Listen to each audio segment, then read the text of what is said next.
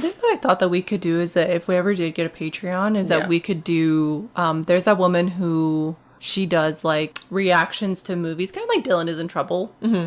But I love she that does man. Like, he is the only skinny and scrawny that I would ever. I already went on a tangent in the first episode, so I'm just going to move on. Dylan, I just have to say, if you ever listen to this podcast, I am happily married. So you stand no shot. So get away from me. Get off my feed. Yeah, please. Even though I'm subscribed to you on every possible platform. Totally your fault. I'm B. I'm Spage. Welcome to Cinema, where we talk about all things cinema and all things muck. Today, we're going to be talking about The Cabin in the Woods. So, for The Cabin in the Woods, for people who just want to, like, know if we recommend watching this movie or not. Yes. Yes. Okay, yeah, cool. Absolutely. I recommend watching it, like, once a year. Yeah. Yeah. Especially during the summertime. I don't know why it's the summertime. Oh, because they're going to the lake for, like, summer break. Yeah. Oh, okay. That makes sense. I mean, I would say, like, summer, maybe, like, early fall. Early fall. Because it's like in the woods. Yeah. The biggest reason why, I think we both agreed on this, the big reason why that we really genuinely enjoy this movie and why I think a lot of people do enjoy this movie is that it goes like past being camp. But I don't think it's camp. I don't know if it can be considered camp because it's not even like making fun of itself. Yeah. It's not holding our hand. It is just like blatantly telling you from different perspectives, this is what is happening. And that's what I enjoyed about it. Because it'd be camp if the group of the college kids were in on the camp. I feel like it's one of those movies where it did not matter who the monster was that came to quote unquote kill the kids because it was just a grab hat. And, yeah, it was just something's gonna come for them. And I think that's the whole point is that like this is a normal horror movie. Whatever fucking monster comes, it doesn't matter. It doesn't matter. It's just about, are they scared? Is there brutality? Yeah. Immediately we're introduced to Mr. Sitterson and Mr. Hadley. Yes. These two men who work in what looks to be like definitely a kind of facility, but we end up finding out that it's almost like a bunker, like a facility in a bunker. I thought of like Houston. Yeah. For NASA. Yeah. It kind of looks like that. Yeah. Yeah. It's just very like chrome and chrome and everybody's wearing like suit and ties except for maintenance. Yeah, and like lab coats and stuff like that. And there's like screens everywhere and security guards and whatnot. But they're just like having a nice conversation and we're kind of getting a little bit of a snippet into what exactly is going to be happening because they're like talking about that this is kind of like a mission or an assignment or something like something is happening. Yeah, something's happening that is of importance. And they're all preparing for it. Yeah. But that's kind of like on the back burner. And they're mostly just talking about their life stuff, which sets the tone for the fact of like, this is just another day of work for them. Yeah, this is just another day of the job. This is my favorite title card. This is a good title card. Like, because it comes out of nowhere. Literally, they're in the middle of talking and it's just loud jump scare screaming. Yeah. And it's just posted on the screen. Yep. And then we move on. And so from there, we go to like college town and through a college window. Town, USA. Yeah, basically though. Deadass. It looked like any other college town. It did. So we're at this college town, and through a window we meet our first, technically main character, Dana. I always want to call her Diana. It's okay. Dana. She doesn't have any pants on. She's just in her underwear with a nice frilly top on. Don't understand that, but okay. She's packing, and as she's packing, she looks at this. She has like a sketchbook, and there's a sketch of this like older guy in there. Obviously, older gentleman. Yeah, and she's like longingly looking at him, and you're like, okay, I guess they have some sort of relationship, whatever. And then her ditzy friend comes in, Jules. But she's like not ditzy. She's just like sweet. She's really bubbly. Like Jules. Yeah, she's bubbly. Like she's probably my favorite character. She just seems like nice and very like lovely. An idiot. Yeah. But like a fun idiot. Yeah, fun idiot. Yeah. But she comes in and they talk about how Jules had just dyed her hair blonde. I guess she was a brunette beforehand. They're talking about how that guy in the notebook is Dana's professor. Former professor. Yeah, and they were having an affair. Boo. Jules makes the comment, just forget about him. You can hang out with Holden, which is Kurt's friend, and Kurt is Jules's boyfriend. And it's just like, yeah, it's a bit much for me, to be honest, like within first viewing of just being like, who the fuck are all these fucking people? Yeah, we're getting introduced to too many people all at once. Because it's Dana, and then it's Jules, and then Kurt, played by Chris Hemsworth, shows up. And that's obviously Jules's boyfriend, but also part of the friend group. Him and Jules have a cute relationship. I really like their relationship? I think I said this before. Yeah, they meme with one another. They have a good communication between the both. They just seem like really good friends. Yeah. We kind of get a look into who Kurt is a little bit more because he seems like a bumbling idiot. And obviously it's played by Chris Hemsworth. What so he like, does, the first introduction is him saying like duck or like hit the deck or something as he throws a football through Dana's window to the street that then lands at Holden. So we're like, why the fuck is he in the street? Again, I don't know. He almost gets hit by a car. Good for him. Good for him. But that's our first introduction to Kurt. So you're like, okay, cool. Jock, who is the boyfriend to the now blonde pretty girl. Dope. But then he is talking to Dana because she's trying to pack like economics books, textbooks on their trip in case she gets bored. And instead, Kurt tells her, well, if you're trying to impress this one professor for next semester, he would really appreciate it if you read this book instead of this book to prepare. Yeah. And so that hints to us, oh, he's actually smart. Yeah, he's actually not an idiot. He's not an idiot. We get that introduction to all of them. Obviously, Holden isn't like truly introduced, but we know who he is. Who's he played by? You always say his name. Jesse Williams. Jesse Williams. He's played by Jesse Williams. Jules heads down to take her stuff outside. Kurt and Dana, after having their conversation, Kurt lets her know, also, you're in your underwear. Oh, yeah. Because she completely forgets that she's literally just standing there, nothing but a frilly top and her underwear. I was going to say that shows that she's comfortable with being nude around others. This comes into play later on with our fucking theory. So then they go down and they're like packing up an RV because they're all going to be taking that out to a cabin, which is Kurt's cousin's cabin. Yes. So they're all going to go out to Kurt's cousin's cabin in the woods. And this is where we're introduced to our final character of this group, Marty. So Marty shows up in this like rinky-dink old car. He's clearly smoking a bong, but he's ripping a fat one in his car. Ripping a fucking fat one, but it's a thermos. It's a bong that collapses down into a thermos. Yeah.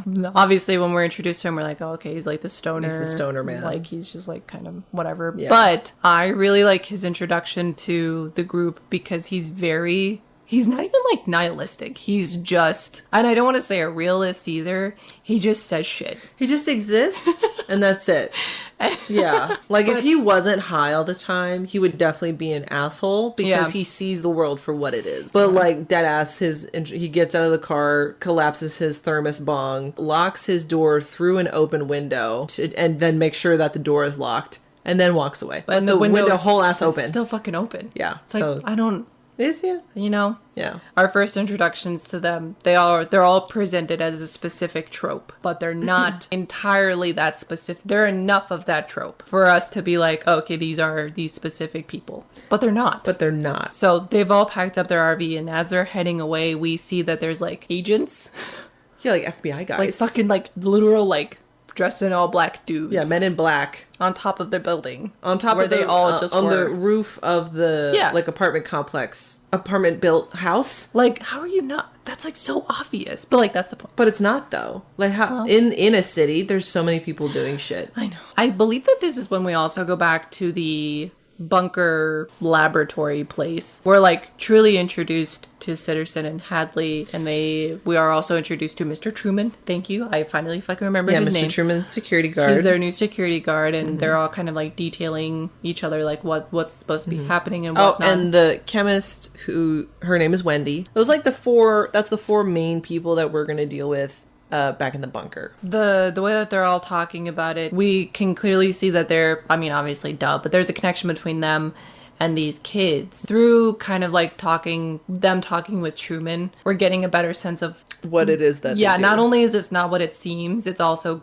completely unfair what they're doing to these kids. They're trying to get them to be a part of a ritual, essentially. Yeah. That is supposed to be of their own free will. But it's not. But we come to realize that it's literally not. It's literally not. Like, through chemical... Which is why we have the chemist, Wendy. Yeah, we have the chemist, Wendy, through the surveillance of seeing them. They have this whole big control panel that, like... Yeah. They can do stuff to the different, like, to the house, to other places. There's a lot of things that are not fair in all of this. They're watching them as they make their first stop at a gas station. It's dilapidated. It's rinky-dink. Scary. And while they're trying to figure out how to actually get the gas into their RV, they meet this very fucking rude piece of shit old man. Very, like, I would say he's every kind of ism, Istism, obia. Yeah. Literally. Istism, obia central right there. Because he's a piece of shit. Name's Mordecai. He's got one good eye and dips. And tobacco. Fucking dips tobacco. He's disgusting. He basically, like, tells them, like, to their face that they're probably gonna die at the cabin. He makes a point to let them know, like, you're probably gonna have enough gas to get to the cabin, but you're not gonna have enough gas to get back. Basically saying, you're gonna die out there. Yeah, like, you're gonna get stranded out there, and that's your fault. And they're all like, fuck you, old man. Yeah, fuck you. Fuck you. Racist piece of shit, misogynistic asshole. So they head out to the cabin, and we get this really nice aerial view of them going through a tunnel. Like, which you could not pay me $1 million to drive on that rinky-dink road. Absolutely not. It's as wide as the RV. But they're going through this tunnel that's like carved out of the mountain that they're going through. Yeah. And we're kind of getting this perspective from an eagle that's also flying. Yeah, we're following an eagle. Yeah, we're following an eagle. Quite and beautiful. As they go into the tunnel, the eagle is flying to kind of meet them at the other end of the tunnel, but it hits an invisible wall that like shocks it to death, and it dies. It falls down and dies. So this is to tell the audience, like, we now know that this group is in a literally different realm of reality that they no longer control. It's like a threshold. I literally thought of it as like the dome that the Hunger Games is in. So they get to the cabin, and it's creepy. It's creepy from the outside. Well, it's also creepy on the inside. I was gonna say it's just creepy, Smage. It's just creepy. Yeah. This is where we kind of have like a nice little moment between Dana and Holden, though, because they're all going inside trying to get to the rooms and whatnot. And there's this creepy ass fucking painting in Holden's room of like a goat getting slaughtered or something. It's really gross looking. It's grotesque. Yeah. And so he takes the painting down, but as soon as that happens, you can see Dana literally like... It's a one-way mirror. The way that she's standing there just makes him think that he's staring at her. Or like she's staring at him. Yeah, but then he realizes that she's looking at herself in a mirror. And he happens to be looking at her through that mirror. So she starts to undress, and he stops her from, not initially. Not right away, Holden. Yeah. I see you. She basically unbuttons her entire top. So he stops her from getting completely nude, and they go to switch rooms because he's like, I don't want you to think that I could just be looking at you whenever. They're obviously both very awkward, but like they're very weird about it. It feels like such a forced romance. It feels like a forced, awkward, I'm supposed to be flirting with you kind of thing. Which like is the case because Kurt brought Holden specifically for the purpose of attempting to date Dana, or at least sleep with her, because Jules wants Dana to have someone else on her mind besides the professor that she had an affair with. So I do think that it is funny when Holden and Dana do have their moment together, though, that he makes that statement like, yeah, well, Kurt already told me that him and Jules sold me to you for marriage, so we gotta make this. I thought it was funny. To like indicate like, not that I agree with that, but just like know that I am aware that that's what they're wanting us to do. Yeah, so like don't feel like you have to perform anything. Yeah. That's not why I'm here. Yeah. Like I'm here to have fun. I'm having fun with my friend. This is when we go back with Mr. Citizen and Mr. Hadley. We see all the cameras in the cabin, and they're a little bit more explaining to Truman what we talked about earlier, how they're just helping them get influenced into doing they're just influencing things. Not and so much getting rid of their free will, right? Which in my opinion they are, because they talk about how they've laced certain things with all of them to make their inhibitions lower,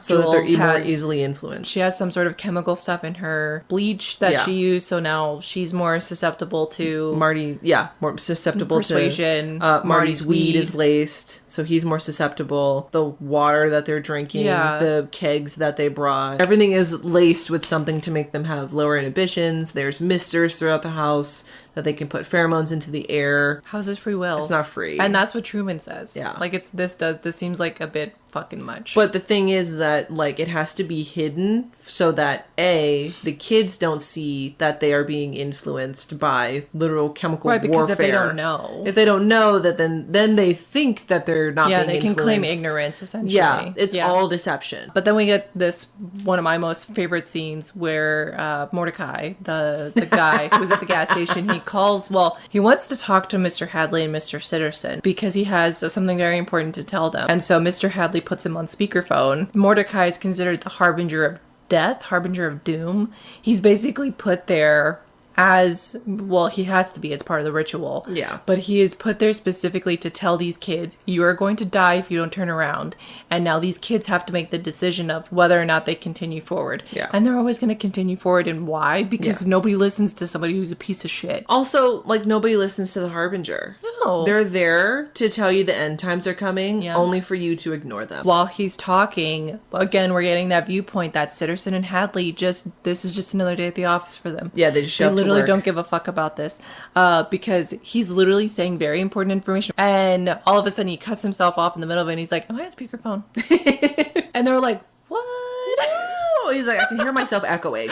And they're like, oh my god, you're right. I'm so sorry. Let me fix that real quick. And then he doesn't. He's like, okay, I got it. And Mordecai's like, okay. And then goes right back into his speech. Right. And what does he say in his speech that they don't even pay attention What to? What he's saying in his speech is essentially that the fool will ruin everything. His message normally would be basically what he tells the kids. But it seems like this time, his message is to Hadley and Sitterson specifically. He's like, I already told the kids this. Yeah. I'm telling you now what I know. Yeah. And what I know is that if y'all fuck around, y'all will find out. And here's the thing. We've watched this movie Period. at least once a year for the last 10 years. Yeah. I never listened to him. Nobody does. Nobody ever listens Nobody to fucking him. listens But when to you him. finally do, he's telling you how the movie's gonna go. He's telling you how the movie ends. He tells you how the movie ends. Which is so fucking funny considering that this is a movie that it doesn't even hold your hand. What did I say? Like picks you up and carries you like a child. Like a child, yeah. Like it's so very much just like, and here is this, and here is this, and here is this. Like you have nothing to expect. There are no twists and turns to this movie except for the ending. But like much like how the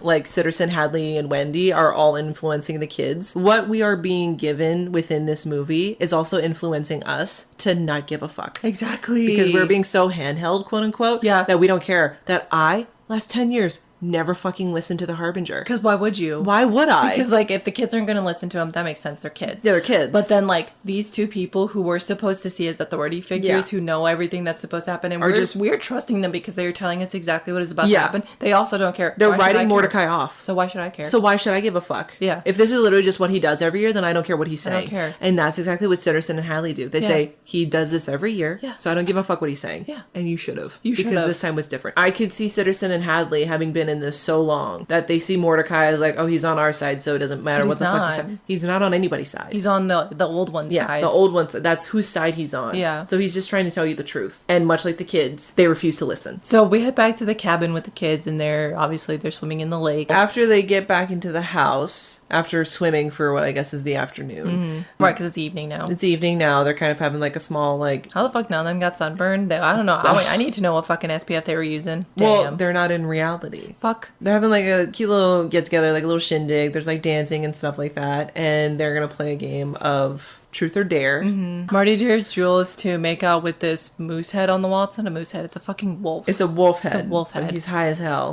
But she does it, and obviously we're made to believe that, like, oh, she's kind of like a hoe or whatever. She's like, very promiscuous. Making out with this wolf Yeah, she's head. very promiscuous. And it's gross. But then she turns it to, when she's done with her, whatever the fuck that was, she turns it to Dana, and of course, like, Kurt is just like, oh, you're gonna say truth. Yeah, Kurt's like, truth. Oh, you little bitch. Truth. She's like, what's that supposed to mean? He's like, well, you're not gonna say dare because you're not the type to do a dare, so you're gonna say truth. If you say dare, then we're gonna dare you to something, and you're like, no, I meant truth. Yeah. But then she's like, well, dare. And then the fucking basement door flies open. Yeah, just flies the fuck open. And they're like, oh, must have been the wind. And Marty's the only one to be like, how does that make any fucking sense? Because it's in the floor. How the fuck could it be the wind? So Dana goes down there. Well, she's dared to go down there. To go down into the basement. She goes down into the basement. She's looking around. There's all sorts of knick-knacky things everywhere. And then she scares herself because she comes across this gigantic, like, portrait of this young girl who we end up finding out is Patience Buckner, which her family owned that cabin way back in the day. Yeah.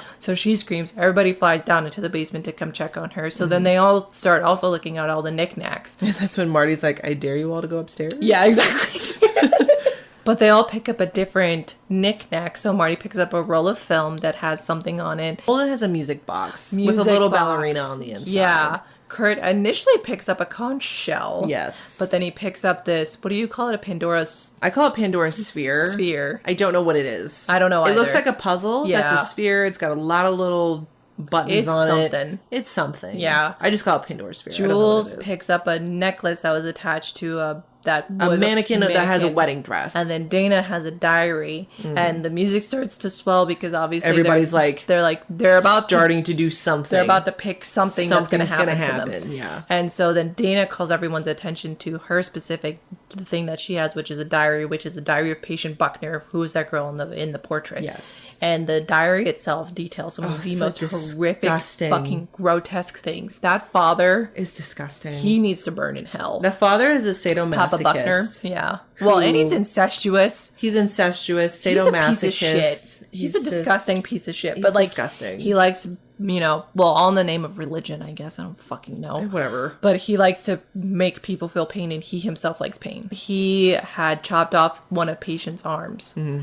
And I don't fucking know why. Why not? For religious purposes. For fuck's sake, who cares? In Patient's diary, she has like this passage in Latin. Yeah. Where she basically is just like, if maybe one day somebody will read this passage and me and my family can be restored to our former glory or whatever the fuck. Yeah. And Dana goes to read it and Marty's like, don't fucking read the Latin. Yeah. What and the she's fuck? Just like, it's not that big of a deal. But then that's when we hear this voice say, read the Latin. Yeah. Out loud. Yeah. And Marty's like, what the fuck is going on? Yeah, Marty's the only one that hears this. And then Dana proceeds to read the Latin. But as she is like, so when she first starts, it's like, okay, cool, whatever. But as she continues, we are zooming in on what seems to be just some random mound of dirt on the property. Yeah. And then as she finishes the passage, a zombie arm of sorts pops up from the ground. So she's risen the Buckner family up. Yes, which is Patience, her father, and I believe 1 or 2 brothers. I can't tell. Can't remember. I cannot tell. There's 1 or 2. I think it's 1. I think it's 1. This is when we cut back to the office setting where previously they had gathered the entire company and they were placing bets on which monster the kids were going to choose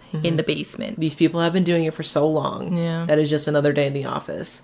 But anybody else would be like, yo, this is fucked up. So then back at the cabin, everybody's getting like really fucked up with all of this stuff that they're pumping them full of. Jules and Kurt are being extremely yucky. Like just really fucking awful, to be Kurt's honest. becoming like a meathead. Jules is becoming a hoe. But not like a fun hoe. Dana literally tells Jules, like, do you need to like go take a nap or something? Because like you're not acting normal. Like yourself. All of a sudden Holden has glasses on. Holden, pops out some glasses and is reading. Where the fuck did those come from? And is like translating Latin to English. What the...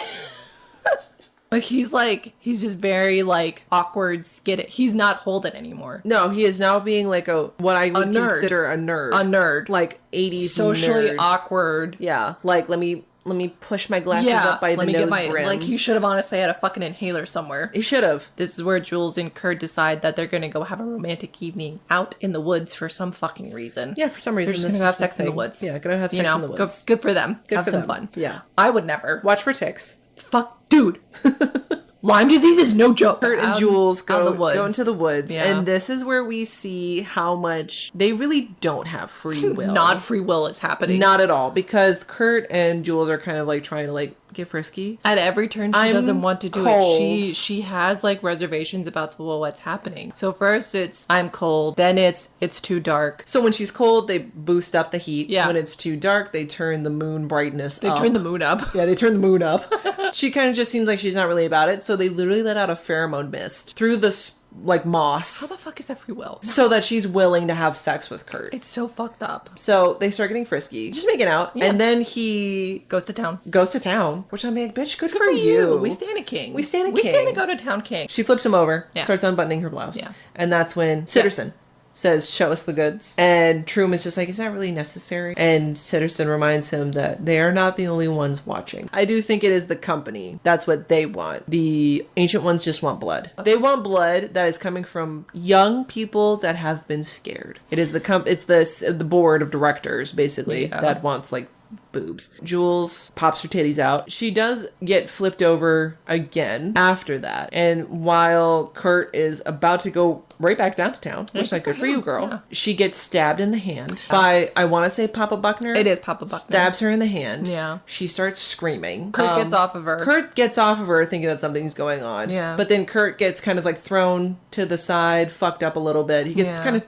tossed to the side. Jules is getting thrown around like a fucking rag doll. Jesus Christ, Beat the hell up. Jules is being held up by one of the brothers. Papa Buckner comes around and chops her head off. We don't see her head get chopped off, but we very much know that that's what happened. This entire scene really does a great job at shifting the film. I would say, in my opinion, it is the only true horror. I agree. In the film, as far as making me uncomfortable. Anna Hutchinson does an amazing job of being terrified. She made me terrified for her. Made me feel sad. It's that feeling of, I don't like when something is scared and in pain before it dies and like knows that it's gonna die and is afraid the entire time. That's what she's doing. I liked that while she's getting fucked up and murdered, you can tell that they basically taped the shirt down on her boobs. The only time that you see her boobs is when she shows her boobs. Is when she shows her boobs, you never see specifically for the whole she needs to be a hoe thing.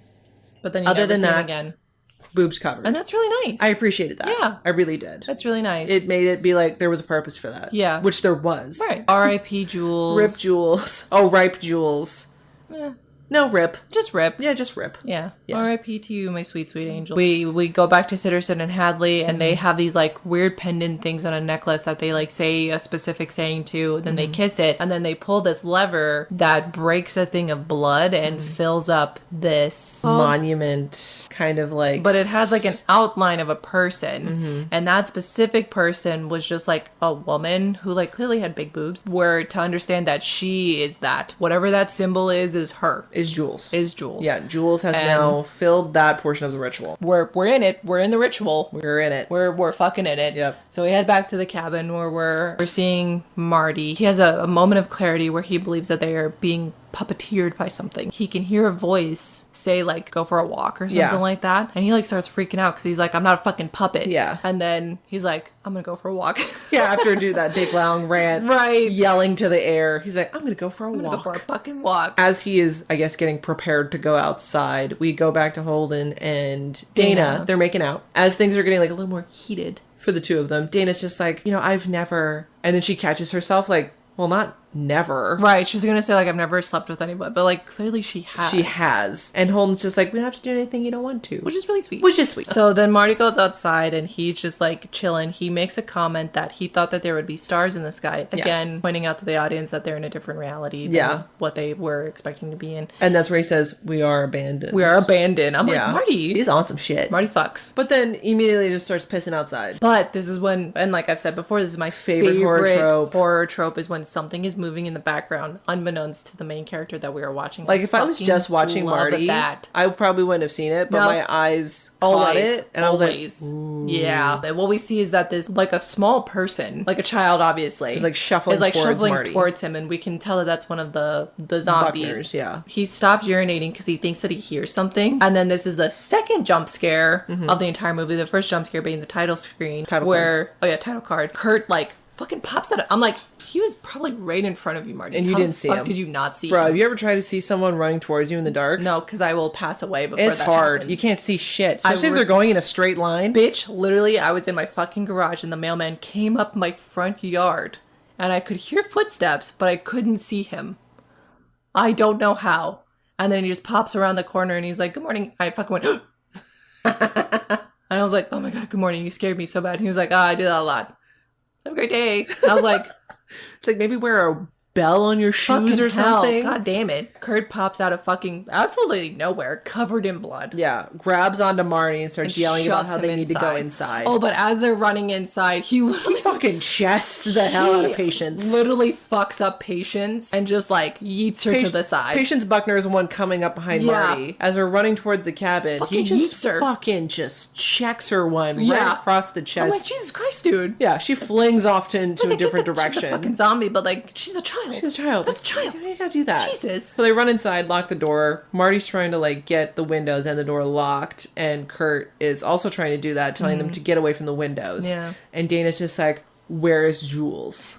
Dana is a down bitch because she's like, why the fuck are you in here with blood on you and Jules is not with you? What the fuck have you done with Jules? Yeah. And like, she's like, I will fucking kill you. Yeah, and he's basically trying to tell her, like, she's gone. We have to, like, shut the windows, stuff like that. She's like, I'm not going fucking anywhere without Jules. She opens up the door. Sometimes down bitches do stupid things. Sometimes down bitches do stupid things. I'm just saying. She opens up the door. Papa Buckner chucks something at Dana's direction. Yeah. And she it's squishy and like she's catching it, and it's Jules's head. Unfortunately, she chucks that shit to the side because gross, and they try to very quickly get Papa Buckner out of the cabin. They succeed. They get him out. They shut the door. Yeah. This is where Kurt has a great moment. A fantastic plan. Of intelligent quality. And leadership. Yeah. And he says, we're going to stick together. Yeah. We're going to go room by room and shut this shit down. And then we're going to try and figure out what to do next. Dope. Sounds like an amazing plan. Hadley and Sitterson immediately like, fuck! Yeah. They're like, this is not... They're like, no, we don't need this. Not a good plan. Pheromone missed that shit. Yeah. All of a sudden, just kidding, we need to split up. Yeah. And in those like several seconds of them trying to figure out what to do moving forward, Papa Buckner breaks the door down. And then Kurt yells at everybody to go to their rooms. And then Hadley and Sitterson is like, okay, cool, dope, lock it down. They slam all the doors behind the kids and lock them. Which I'm just like, this is again unfair. This is not free will. It's not free will. You're not allowing them to actually naturally survive. Yeah. We go to Marty's room first, I believe. And he's kind of like freaking out, trying to get things up against his window. He knocks over a lamp, and that is where he sees a camera and a microphone in his lamp. And so he was right. He was right the entire time. Yeah. This is where him being a stoner is stupid, though, because he thinks he's on a reality TV show. And his only remark is, oh no, my parents are going to think I'm such a burnout. It's like, Marty, there's literally fucking zombies after you. They've literally already killed your friend, and you're worried that your parents are going to think you're a burnout? Yeah. One of the Buckner boys rips through his window, grabs him, and yanks him out. He tries to make a run for it. Unfortunately, gets stabbied in the back. I can't imagine. Awful. I literally can't imagine. He gets pulled away. He's getting pulled away. He goes over the hill, and we hear some pretty yucky, squishy sounds. Rip Marty. Ripe. Rest in eternal peace. Rest in peace eternally. Sorry. Sweet King. Sweet King. Ripe to Marty. Yeah. We go back to the cabin. I'm now traumatized that Marty's dead. We are now in Dana's room. She's kind of like trying to also get shit up against her window. Is it one of the Buckner boys or is it Papa Buckner? I don't know. It's one of them. I can't remember. One of them is also Buckner. trying to... Buckner. It's one of the boy Buckners. Is trying to rip through her window as well. She's got shit up against the window to try and prevent that. Holden, being in the room next to her, breaks the mirror between their rooms and tells her to come into his room. As they're shuffling furniture around to also try and kind of like blockade some shit, they move the bed? I think so. And underneath like a bed or a chest or something. Something is an opening to... like a cellar door. A cellar door. They jump down there, and earlier when Dana was reading Patient Buckner's book, she talks about the Black Room, I believe. And it is essentially where Papa Buckner did fucked up shit. Yeah, he did his quote-unquote surgeries. Dana obviously is feeling overwhelmed with emotions looking at it. Like, putting into perspective that, like, yo, this is fucked up. This poor girl went through it, and she wrote it down, and now I'm having to see it, and now I'm having to live firsthand. And now my friends are dead. There's a lot happening for me right now. It's a bit much. We think they're fine, but then they're not fine. Holden gets a bear claw. Fucking like bear trap to the back. Jesus. And yanked up through the cellar door. Kind of gets stuck a little bit because he's in the corner. Ugh. Dana, being the down bitch that she is again, fucking spider monkey jumps on him, rips him down. Again, sometimes down bitches do stupid shit because I could not imagine the pain. I could not. She yanks him down. Let me go. Bear trap in his back still. Let me go. But doing that brings Papa Buckner through the cellar a bit. She's kind of doing like you like pain? And I'm like, okay, you're trying to be a bad bitch, but this is like a bit much. So she like hits him in the head with a crowbar, doesn't do shit. She just starts stabbing him in the neck with like gardening shears. He looks like he's passed away now because he basically has no neck. They get the bear trap off Holden. Yeah, and then Kurt comes busting through the door that's attached, that's like in that black room. Yeah. Because there's like a tunnel system that attaches the like trinket room that we saw at the beginning of the movie to the black room. And they bust through there. The three of them run outside, realize that Marty's gone, and so they decide to get into the RV. There is a bloody handprint on the door. Of the RV, which is to indicate to us someone is in there. Yeah, somebody with blood on them is in there. We don't know who, but it's somebody.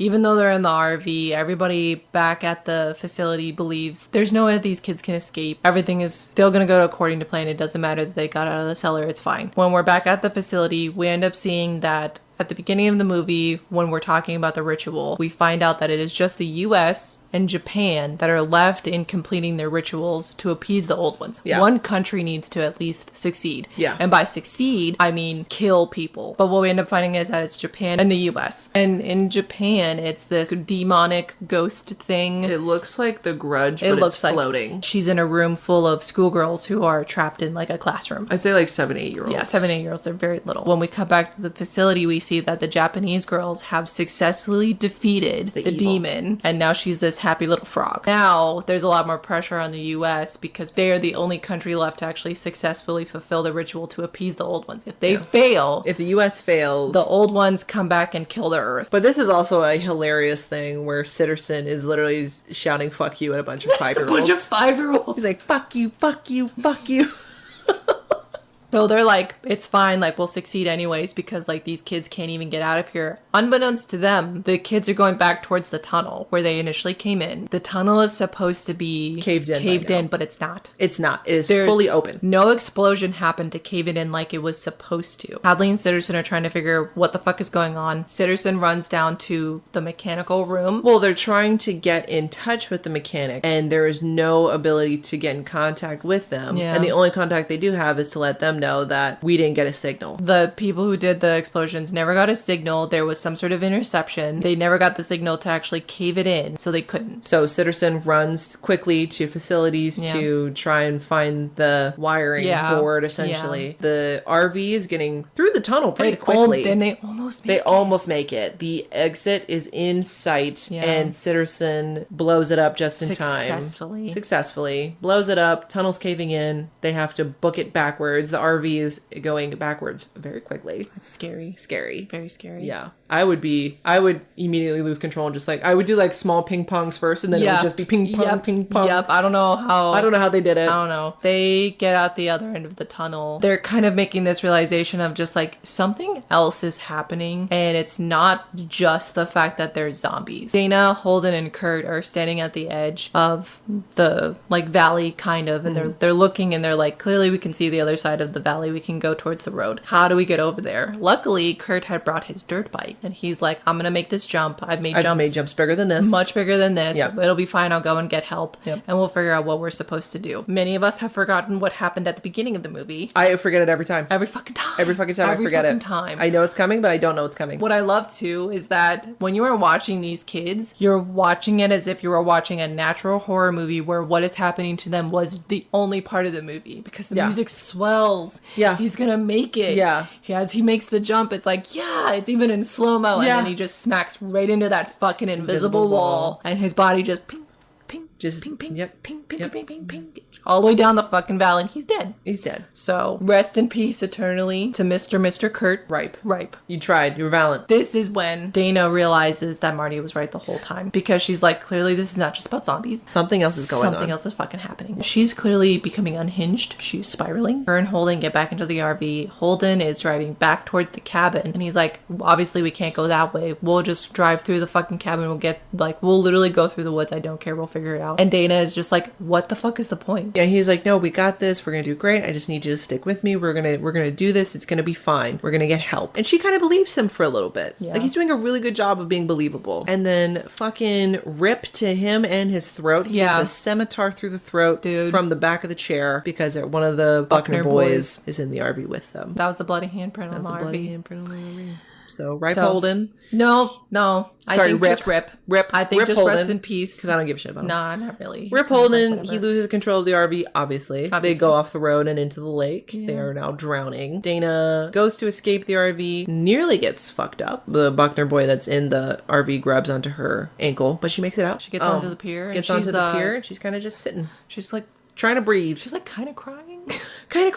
Very wet. Kind of hyperventilating. She's just like, what the fuck is going on? Yeah, and then we hear Papa Buckner show up with his bear trap. It immediately cuts to a pop of champagne. Sitterson, Hadley, Truman, and Wendy back in the control room are sipping on some Modelo's and champagne. They're all celebrating and whatnot. And Truman makes a comment of like, why are we celebrating? Clearly everything isn't done, because to him, with Dana still being technically alive, he's like, obviously the ritual can't be done. Sitterson, or maybe it's Hadley, I can't remember. One of them says that like, it doesn't matter, as the virgin, who is the trope that they have assigned her to, she needs to survive last, but she can either die or live. But as long as she has suffered, that's all that matters. And she has suffered. And she has suffered greatly. Yeah. Essentially, it goes, I don't know if it's here where we're explained. I think it is. It's the tropes are the whore, the athlete, the scholar, the fool, and the virgin. Jules was assigned the whore. She has to die first. The athlete was Kurt, the scholar was Holden, the fool was Marty, and the virgin is Dana. Yeah. So Dana needs to stay alive, and she also just needs to suffer. And she has done both. Whether she lives or dies, I believe they say is up to fate. Yeah. Which I'm just like, now it's fate. Now it's fucking fate. Now whether she lives or dies is fate. Fucking stupid. Fuck that. Hadley kind of has a moment of clarity where he talks about how he was really rooting for this girl. And I think it's the first moment outside of when Jules passes that we see like empathy in them. Yeah. Where they're just like, this is somebody that you could see as being, she's just a person. He's kind of having a moment, but then the rest of the company is showing up and he immediately goes into tequila is my lady. Yeah. We again get a glimpse into kind of the normalcy of it all. There's an analyst who is talking to a different analyst about like, oh, you know, I got tickets to your favorite ballet. And she fucking walks I was away. wondering if you would like to know, and she walks away. Yeah. Mid-sentence and walks away. He's like, oh, okay. And I was like, ooh. Sitterson is kind of making a jab at maintenance. He walks over to them and says, oh, you know, you guys nearly costed us this year. And they look like they're not fucking around. And they're like, we aren't kidding. We didn't get a call. Some kind of interception from upstairs happened. Upstairs.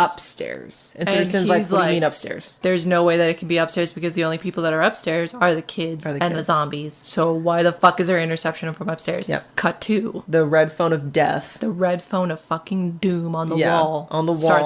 Starts ringing. Hadley tells everybody, shut the fuck up and turn the music off. Also at this point, Dana's most brutal assault happening to a person is being played on all of the big screens while all these people are celebrating. The juxtaposition. Drinking, they are drinking alcohol, eating food, talking to one another, kind of laughing it up. And this woman is actually being like, she's getting beat up. Genuinely assaulted. Yeah. She is getting fucked up on the screen. And it's just, there's no noise. You're not hearing her. Which again, I think is the disconnect. They're just like, this is just something. This is just my job. Then the phone rings. Hadley makes everybody shut up and turn off the music. He goes and picks up the phone. I'm going to guess it's somebody in the board of directors. Yeah. I don't know who it is. Somebody. It's somebody important. Lets him know they fucked up. Someone is still alive. And they're like, who? Cut back to Dana gets thrown back onto the pier, and Papa Buckner is about to, we assume, throw the final blow. Murder her. Somebody hits Papa Buckner on the back of the head. Mad hard. He gets knocked out. He falls to the side, and lo and behold, it's motherfucking Marty. Yeah. Marty fucks. Marty has survived. But this is where we go back to thinking about when blood is spilled and they have to like pull those little levers to show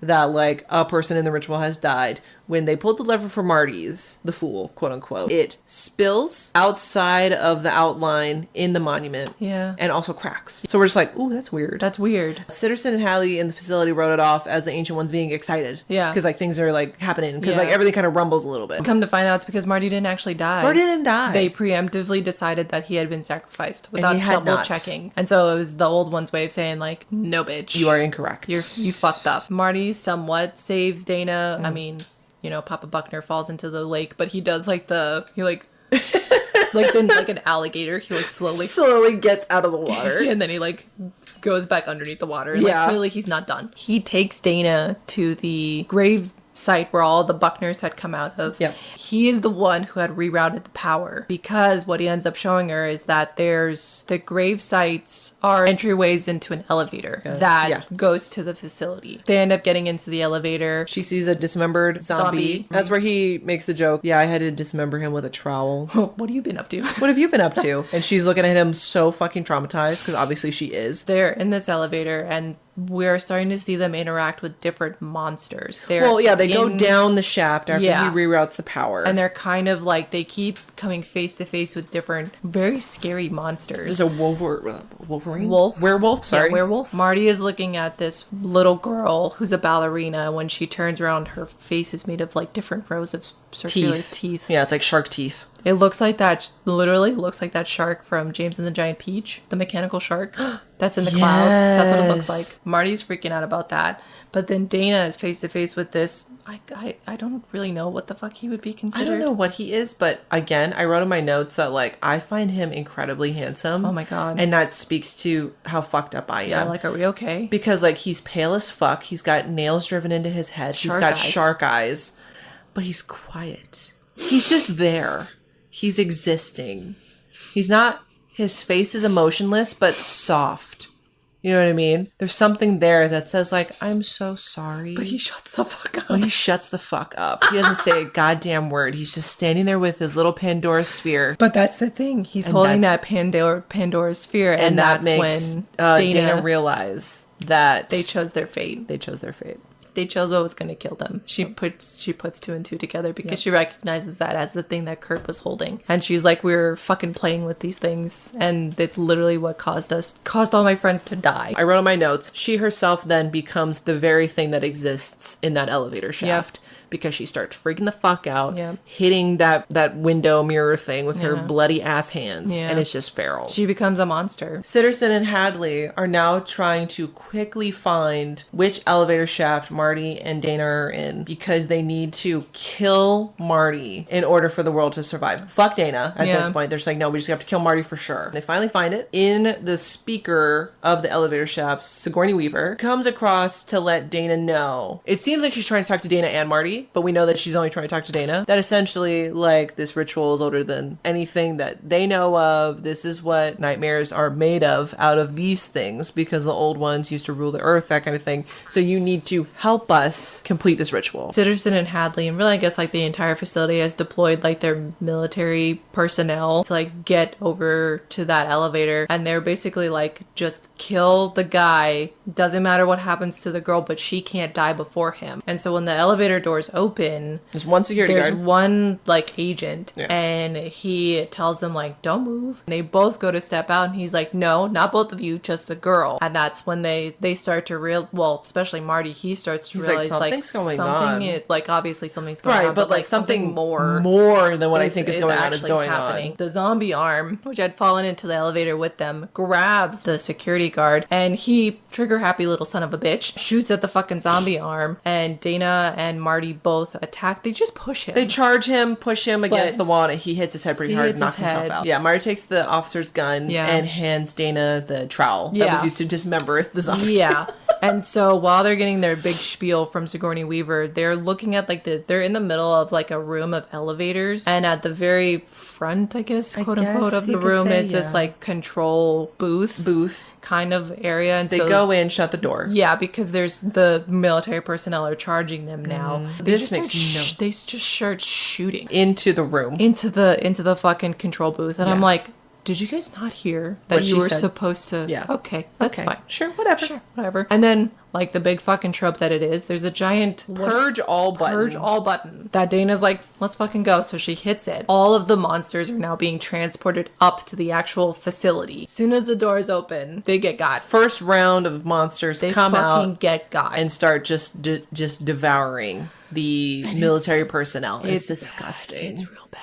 It's disgusting. So when there's a lull in that, Dana and Marty decide to leave the booth. Why? I don't know. Well, we get a couple rounds of the elevators opening. Yeah, the thing. It's which like is funny. Yeah, it's so hilarious. You literally hear like them come down, ding, and then they like, bah, and then you hear them go down, ding, bah, that kind of thing. And it just keeps happening like 4 or 5 times. Finally, it seems that all of the monsters have been purged out of the elevator. Dana and Marty go to leave the control booth. We go back to the control room with Sitterson, Hadley, Wendy, and Truman. Yes. And there are monsters have infiltrated their control room and they're trying to figure out how to get to some kind of safety. They have like a hatch that leads to, I guess, like a bunker, like a safety bunker. Yeah, so I'm like, you're already in a bunker, but there's a code that you need to put in to get to it. Right. So Sitterson is trying to put the code on there. Yeah. He's got Wendy and Hadley next to him. Truman gets yanked by, I think, zombies. I think so. I'm pretty sure it's zombies. And so he decides to pull a grenade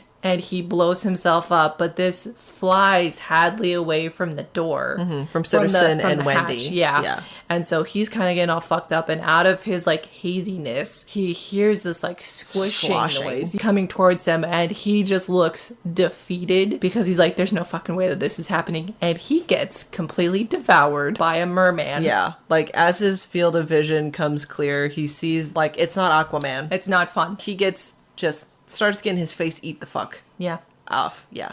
It's gross. And there's blood squirting everywhere. He's going through the blowhole of the merman. Rise to Mr. Hadley. Rise to Hadley. Rest in shit eternally, you son of a bitch. As much as he was a very funny character, he was still a piece of shit. He's still a piece of shit. So rest in shit eternally, my guy. Rest in shit. Wendy, unfortunately, gets taken by a snake cobra. I'm going to say rise to her as well. Rest in shit eternally. Rest in shit eternally. Because she had that moment where she could have been really nice and been on Truman's side and not bet. Even, like, thought about it. But then she was like, I'm going to say no to my morals, and went and bet on how they were gonna die. Fuck you unethical piece of shit. Rise to Wendy. Rise to Wendy. Oh wait, Truman. We didn't even give him a proper... Oh my god, rip to Truman. I'm gonna say ripe. I'm gonna say ripe to Truman. You're gonna say ripe? I'm gonna say rest eternally? Yeah, just because... He took the job to protect people, but also questioned the ethics and morals of what was happening. He never, I feel like, ever gave up the fact that he felt that this was ethically immoral, but he did do his job. He did do his job. Yes, he did try. Okay, so ripe to Truman. Ripe to Truman. Ripe to Truman. You know, rise to everyone else. Yeah, rise to everyone else. Sitterson, after Wendy gets snatched away, is able to open up the hatch. He goes down the hatch, and then as he's turning the corner, Dana and Marty are also turning the same corner, and Dana accidentally, I believe accidentally, stabs him right in the gut. Right in the gut with the trowel.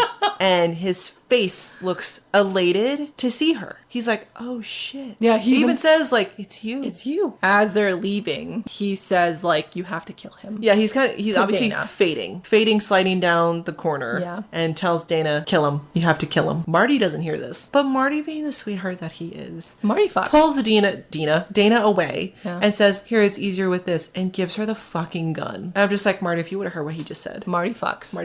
But he's also an idiot. You know what? Sometimes dumb bitches do dumb shit. They do dumb shit. You know what? Even though it's going against me, I'm going to say rise to Mr. Sitterson as well. I'm going to at least give him a rip. No, I'm going to say rest in shit eternally. Just because, like, he also could have. If I'm going to give it to Mr. Hadley, I got to give it to Mr. Sitterson as well. See, but I don't... This is where I'm different. That's fine. You can say differently. Yeah, I'm going to say rip. I'm going to say rip to Sitterson because he had a job and I feel like he respected his job enough to want to do better. However, he wasn't like as cocky as Mr. Hadley. He wasn't. He'd been there a long time. Yeah. You know, so he was at least devoted. So we follow Dana and Marty. They end up going into that room that holds all of their, like... The monument. This is when Dana makes the connection, like, this is us. Like, this is who we are. Yeah, she's looking around at all of them and this was us. One of these people. Sigourney Weaver, what is her name? The director. Comes out of fucking nowhere. Just pops up. It seems like. Literally just fucking pops up and starts going on this big-ass spiel. And I'm like... explaining what each monument is. Yeah. Explaining the that whore, the athlete, the scholar, the fool. Explaining that every country is different, but all they know is that it just needs to be young blood, needs to die. In pain.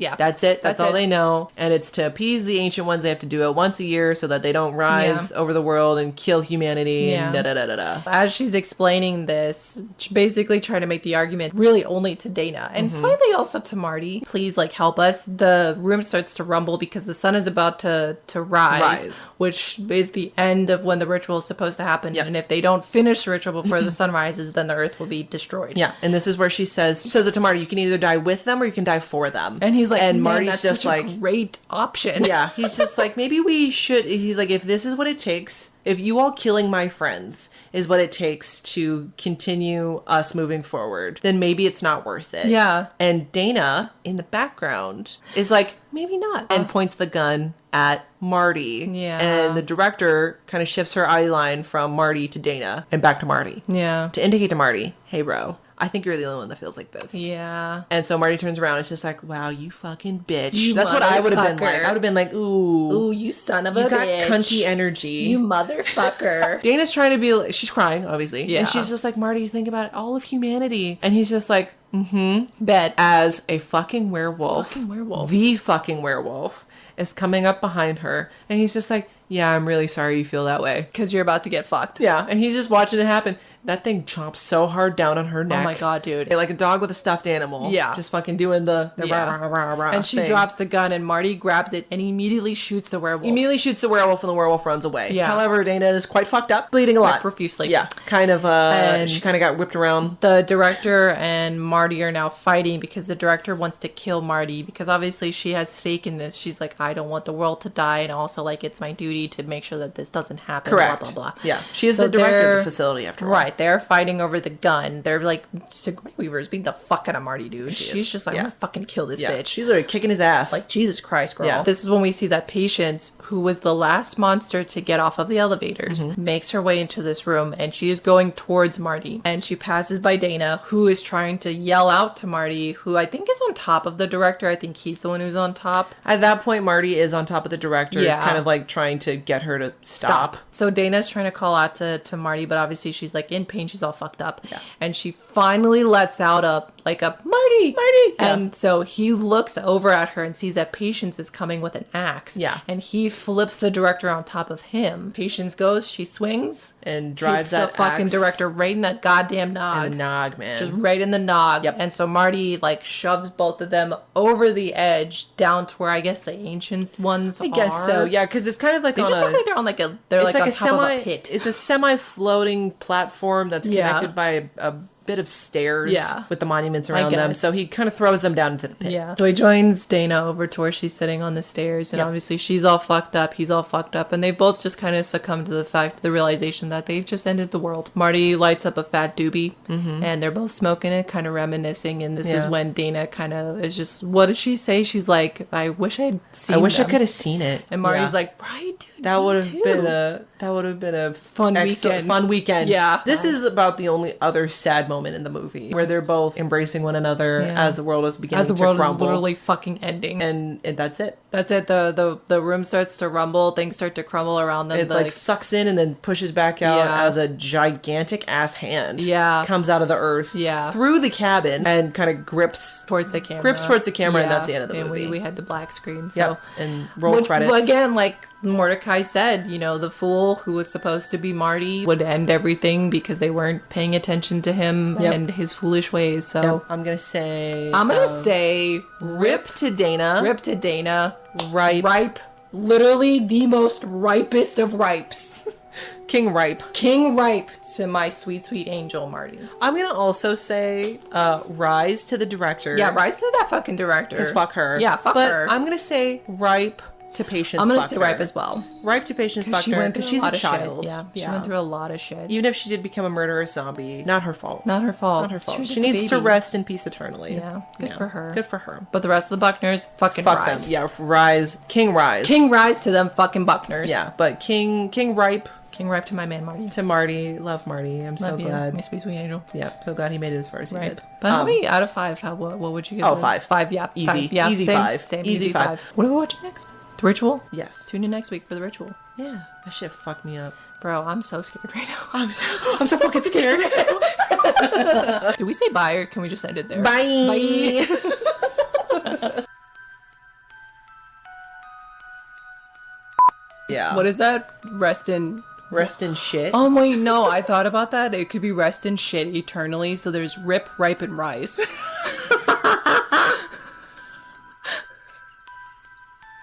Rest in peace eternally, and rest in shit eternally. I like that. Yeah, I like that.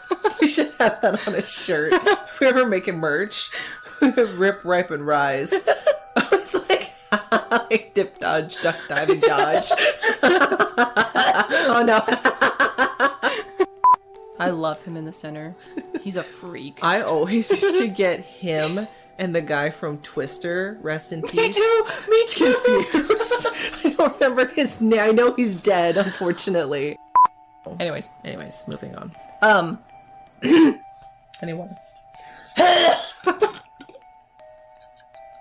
Look at Chucky, so cute. And there's Daddy Buckner holding something in his hand. It's Papa Buckner. Do you say Daddy Buckner? I say both. Okay. I don't like the word daddy. Yeah. I'm a prude. That's fine. Anyways. Papa Buckner. But I can't even look at Modelo's anymore. You immediately get ill. I literally feel sick. Like, literally thinking about it right now, my stomach hurts. Because I can smell it. It's bad. I've literally never had a Modelo, so I don't know what it smells. Don't. It's a cerveza, so it's a... Oh, everything smells stinky to me. I mean, yeah. But it's... Ooh. Yeah, that's why I get scared. That's a good observation. That shark scared the shit out of me. Bro, James and the Giant Peach. Yo, you know what? That's a horror movie. Yeah, that's a horror movie. Horror movies that should be considered horror but aren't. James and the Giant Peach. James and the fucking Giant Peach. James and the fucking Giant Peach. Jesus Christ.